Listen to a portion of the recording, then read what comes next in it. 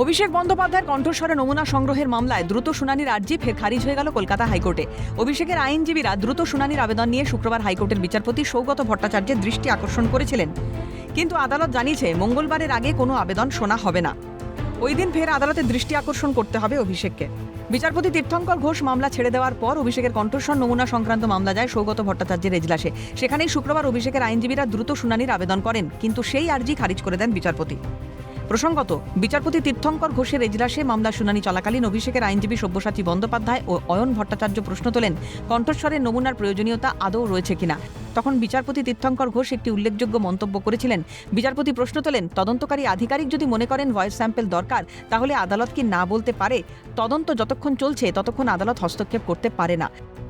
অর্থাৎ নমুনা পরীক্ষায় কোনো হস্তক্ষেপই করেননি বিচারপতি তীর্থঙ্কর ঘোষ। একই সঙ্গে তিনি মামলা ছেড়েও দেন। ডিজে মামলা যেহেতু বিচারপতি সৌগত ভট্টাচার্যের এজলাসে বিচারাধীন, তাই মামলা থেকে সরে দাঁড়ান তিনি। উল্লেখ্য, অভিষেককে ভয়েস স্যাম্পল দেওয়ার নির্দেশ দিয়েছে বিধাননগর আদালত। 30শে জুন অর্থাৎ মঙ্গলবারই বিধাননগর আদালতে কণ্ঠস্বরের নমুনা দিতে যাওয়ার কথা ছিল অভিষেক বন্দ্যোপাধ্যায়ের, কিন্তু তিনি আদালতে হাজির হননি। সিআইডি তরফে জানানো হয় কলকাতা হাইকোর্টে গিয়েছেন অভিষেক। বিধাননগর আদালতের নির্দেশকে চ্যালেঞ্জ করেই হাইকোর্টে আবেদন করেন অভিষেক, কিন্তু এদিন দ্রুত শুনানির আবেদন খারিজ করে দিলেন বিচারপতি।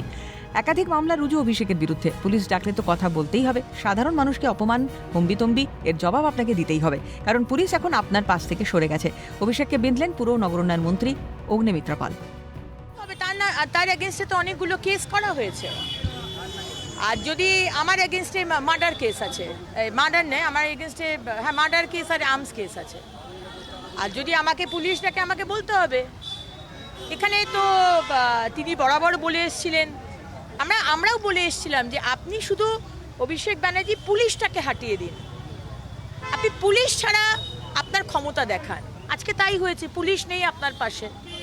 আপনার যে হুম্বি তম্বি, সাধারণ মানুষকে অপমান, অবজ্ঞা, এর জবাব তো আপনাকে দিতেই হবে অভিষেক ব্যানার্জি।